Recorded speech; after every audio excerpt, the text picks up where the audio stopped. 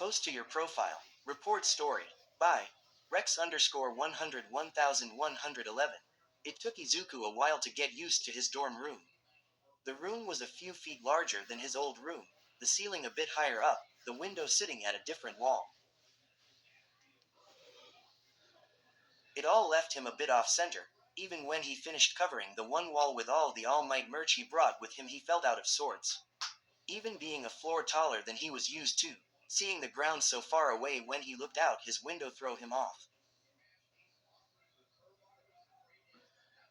Every little detail of his new living arrangement seemed intent on reminding him of one important fact: he was not at home anymore. He would not wake up in the morning and be sure the bathroom was available for an early morning shower. The quiet mornings were gone, replaced by the sounds of his fellow students rushing off to get ready in time for classes. The most disheartening thing, childish as it sounded even to him, was that he would have to get used to getting by without his mom's homemade katsudon. Realizing that fact didn't take long at all, and the pang of homesickness soon followed. He did not let it get in the way of his schoolwork or his training. He couldn't afford to. Still, his mood did take a hit for a while. Naturally, this fact didn't escape his friends' notice one bit. Iida and Uraraka especially. Iida had been insistent in trying to get him to open up about it, but had relented when Izuku simply said that the Kamino incident was still weighing on his mind. Which, well, it was, but as much as it had been before. He soon left him be with a genuine declaration that he was available at any time if he wanted to talk anyway. Uraraka was not so easily dissuaded. She didn't hound him exactly, but she made a point of taking a minute out of the day when she could to talk to him, gently prodding at the subject of his failing mood. He remained rather tight-lipped, dodging her questions and putting on a fake smile, assuring her and himself that he would feel better after some time passed. This did not convince her, so she simply changed her tactics. During breaks in the evening before lights out, she invited herself over for study sessions and to goof off, sometimes bringing Tsuyu, Ashido, or Kirishima with her while she was at it.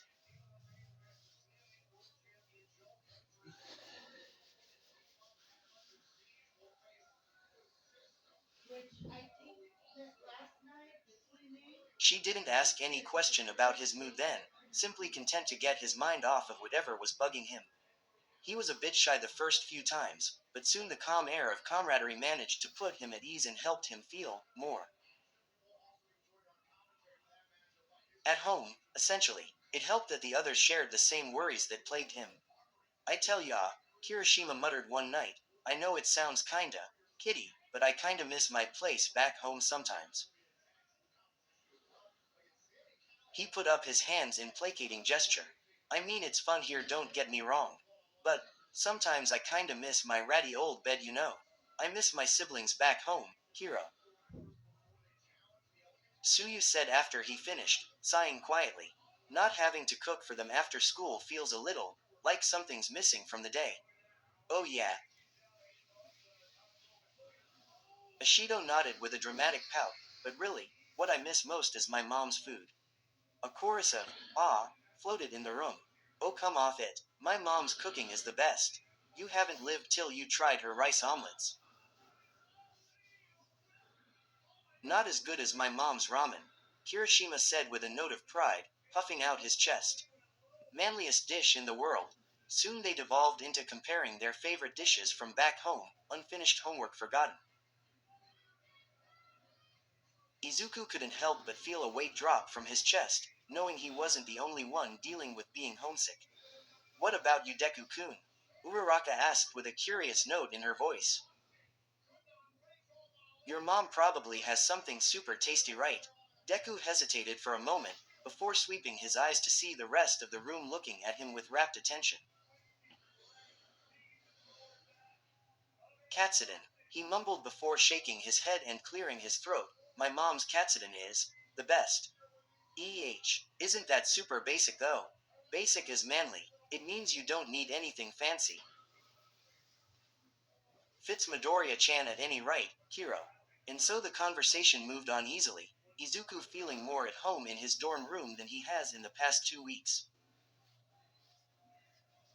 He looked back to Uraraka, who had a pleased smile on her face. Uraraka-san. She smiled knowingly but hummed innocently. Yeah, Deku-kun. Thank you, for sticking your nose in. Uraraka looked confused for a moment, before laughing. That's what heroes do, right? How could he argue with that? The next evening, he limped back to the dorm after an extra-long training session with All Might, his limbs aching and sluggish as he made his way to the kitchen to make himself a quick and simple sandwich before he went to sleep, and that's when it hits him. The full and salty smell of beef bowl, wafting from the kitchen at 8 p.m. What the? He mumbled as he walked into the dining area, and saw Uraraka in front of the gas, stirring a large metal pot full of something. That smelled like heaven. Deku-kun, she called out when she looked behind her to see him standing awkwardly under the threshold. You came just in time. Sit down, I'm almost done. He was in a daze as he sat down, the sight of Uraraka cooking striking him as oddly domestic. Even more so as she took a sip, nodded in satisfaction, and filled up a bowl with a thick broth that made Izuku's mouth water. She filled up a second bowl before picking them both up and walking to the table next to Izuku. Come on. Try it. She went to get 2 pairs of chopsticks as he stared into his bowl, transfixed at the sight of meat and vegetables floating serenely in the broth, islands in an ocean. It's the first time I cooked something like this, so it's probably a bit messy. Izuku nodded and broke apart his chopsticks, muttering a blessing before digging in. The broth was a bit more watery than it looked, the vegetables a bit overdone and the pork slightly stringy. It was delicious. It's amazing, Uraraka-san, he said around a mouthful as he slowly savored the flavor. Been a while since I ate katsudon. She laughed good-naturedly. Yeah, I figured after last night you could do with some home cooking. She flushed slightly as she turned to her bowl. I know it's probably not as good as your mom's, but Uraraka-san, he said kindly, smiling at her. Just the fact that you made it is enough. He flushed a bit as he realized what he said. Why, it's thoughtful of you to do this for me. It was nothing. She shook her head as she ate a bit of her meal. I know how it feels to miss your parents' cooking. I was living out of the house even before the dorms, so it's been a long time since I had any of my mom's cooking. She adopted a nostalgic look on her face. Especially her mochi. I always loved that. She shook her head. Oh well, I guess that's what happens when you grow up, right? No more parents to cook for you, gotta make the mochi yourself. Izuku nodded absent-mindedly. Right. He looked down on his phone, typing in mochi recipes, where Ochako couldn't see it, but it doesn't mean you can't get help. He motioned to the 2 bowls with a smile. Ochako laughed. Just don't tell anyone else, okay? If Mina-chan found out about this, she'll have me making her food too. They spent the rest of the evening in fond silence, slowly eating their way through their food. When they finished, they departed to their separate rooms, and when Izuku reached his and sat down to sleep, he felt, finally, fully at home. Note, the author made a mistake of describing katsudon. Katsudon is a pork cutlet placed on top of rice covered with white onions, egg and savory sauce mirin, sake and soy sauce.